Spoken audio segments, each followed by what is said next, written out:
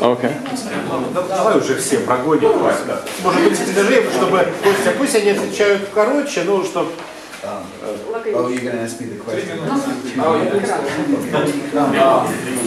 The question is how the second point of your study, how it differs from the fourth. Запитання, чим другий пункт відрізняється від четвертого пункту в його уроці?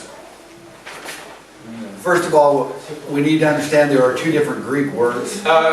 Перш за все, слід розуміти, що є два грецьких слова. And I understand in some of your translations it's translated with the same word. І я розумію, що в деяких перекладах ці слова перекладаються одним словом. So when Paul originally wrote that passage in 1 Timothy 3:1, Коли Павло вперше написав, коли він писав ці вірші, he is making two separate points. На двох моментах він робить наголос. The first point that he's making, Перше, which is translated by the word orgeomai, і це слово оргеомай, is the idea that this is something that he has in his vision for himself. He dreams about doing this. Це щось таке, що людина бажає, от в своїх думках мріє про це. And so he is making preparation in order to fulfill that qualification. Тобто готується, робить якісь певні приготування для того, щоб здійснити те, чого він бажає. The other word Друге слово is a word that in some contexts is a sinful desire.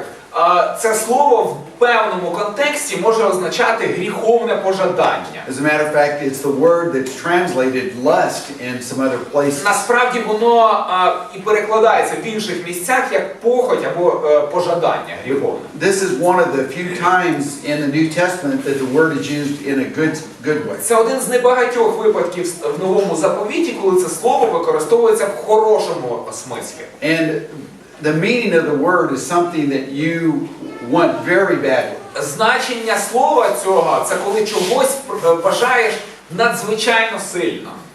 In the book of James, В книзі посланні Якова, in chapter 4, в 4-му this same розділі, word is used in talking about the spirit lusts or desires. те ж саме говориться про те, що чого дух бажає.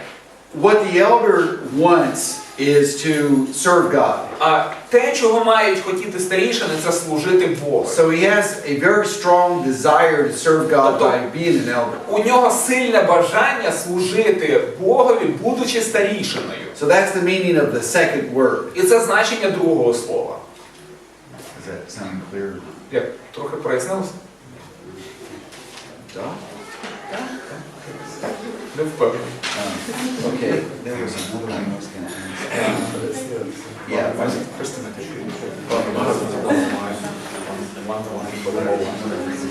Дивіться, запитання по першому Тимофію, 3 розділ, 2 вірш. Муж одной жены, одна жена за всю жизнь на земле или одна жена на данный момент? Если был развод по библейской причине, а потом снова женился, это муж одной жены. Okay, so the question is, the husband of one wife, is it one wife for the whole lifetime or one wife at the specific period, you know, at a time? And if it was... versus polygamy. And if it was divorced because of the biblical reason, and then he remarried, would he be considered the husband of one wife? we need to remember that Paul here is using a phrase, not a word. Слід пам'ятати, що Павло тут зосереджується не на слові, а на фразі. The word that he doesn't use is the word gamos. Слово, яке він не використовує, це слово гамос. And that's the word that simply means married. І це слово, яке просто означає одружений. If Paul were only trying to make the point Якби Павло намагався донести думку, that he needs to be a married man, що це має бути просто одружений чоловік, then he would have used the word gamos. то він би використав слово гамос. If Paul were wanting to say that he needs to not be a polygamist, Якби Павло мав на увазі, що людина не повинна бути полігамною, that he це would чоловік, have used the Greek word that says not a polygamist. то він би використовував би це грецьке слово, яке означає, що він не повинен бути полігамним. So he's not talking about polygamy. Тобто він говорить не про багатожонство.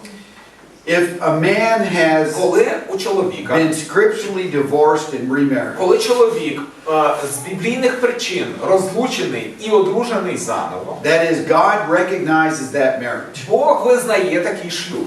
then he is a one-woman man. Тоді він буде чоловіком однієї дружини. God doesn't see him with two women. Бог не бачить його як чоловіка, в якого дві дружини. God sees him with one woman. Бог розглядає його як чоловіка однієї дружини. And so if a man is scripturally divorced Тому, якщо чоловік розлучений по писанню and is remarried, і одружений заново, then he is qualified to be an elder. тоді він може кваліфікуватися на те, щоб бути старішим. But we need to make another point. Але потрібно зробити ще одне зауваження.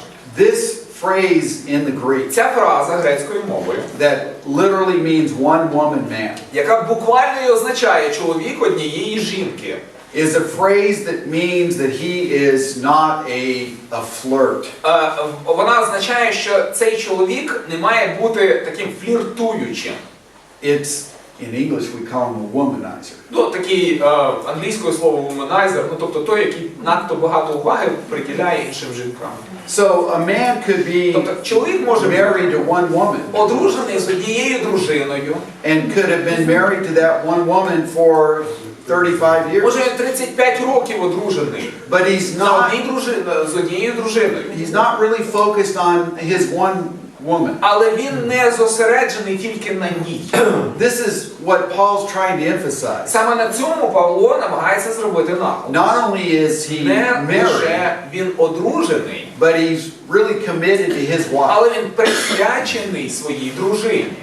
I told the story in class this last А week під час занять на минулому тижні я розказав історію of a man that I know that's an elder, про одного чоловіка, якого я знав, який був призначений старішиною. been married to the same woman for 40 years. В нього була одна дружина впродовж 40 років.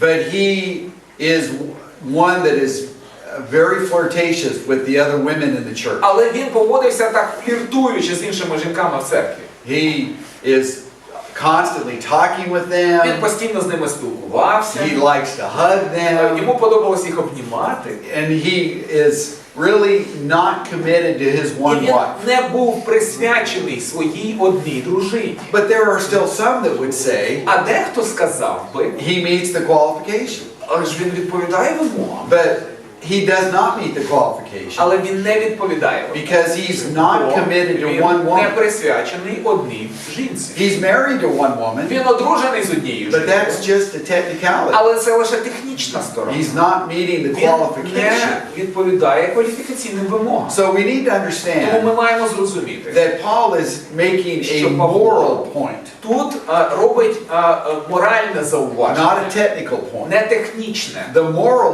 point Моральне is зауваження that there is one woman in his в life тому, що має бути одна жінка в його and he житті. is І committed, він присвячений, loyal, лояльний, dedicated посвячений to that woman. ось цій одній жінці. That's the qualification. Ось в чому ця кваліфікаційна вимога.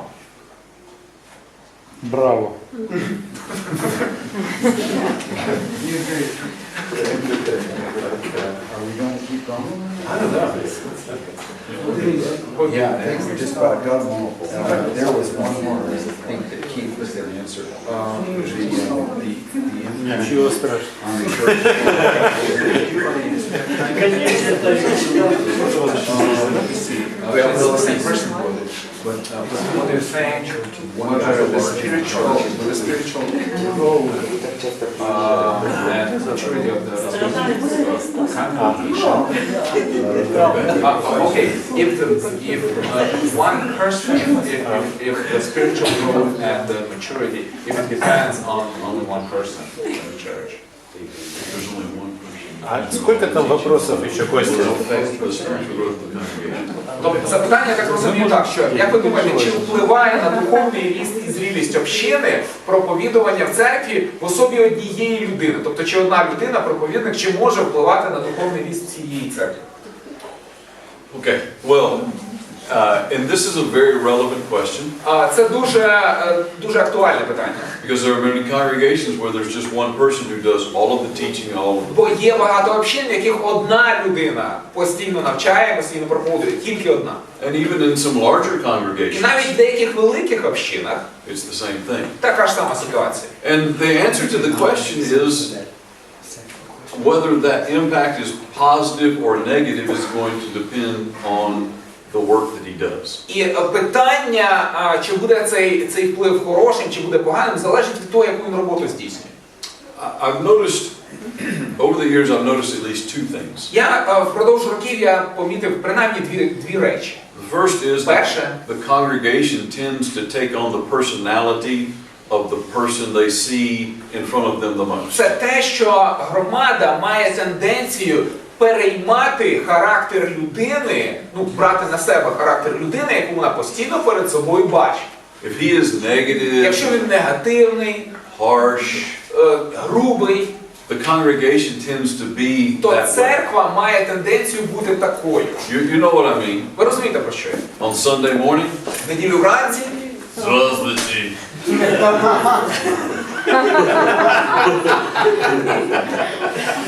You understand? ви ж розумієте? Well, the congregation becomes that way. От громада стає такою ж. And if a guest comes, І якщо приходить відвідувач, they don't feel welcome. то він не відчуває себе, що йому радий. One thing I used to do, one practice I used to have was okay, I'll give it all to you. You want it all, you're good to go. I used to on Sunday mornings try to compliment or recognize one person for doing something good in front of the congregation. От що я робив на моїй практиці. Кожного ранку в неділю я намагався зробити комплімент комусь в церкві, хто щось зробив. It encouraged them. Це їх підбадьорювало. And also, what gets rewarded gets repeated. І також є принцип, що винагороджується, те й повторюється. Instead of complaining about people who aren't there, Замість того, щоб скаржитися на людей, яких немає, or talking about how bad the world is, або замість того, щоб говорити про те, який поганий if світ, we will do what Philippians 4:8 says, якщо ми будемо робити те, що говорить Филип'ян 4:8, think on the things that are good and right думайте and про те, що хороше, те, що гідне, те, що достойне хвали, we create a better atmosphere in the то ми congregation. створюємо кращу атмосферу в громаді.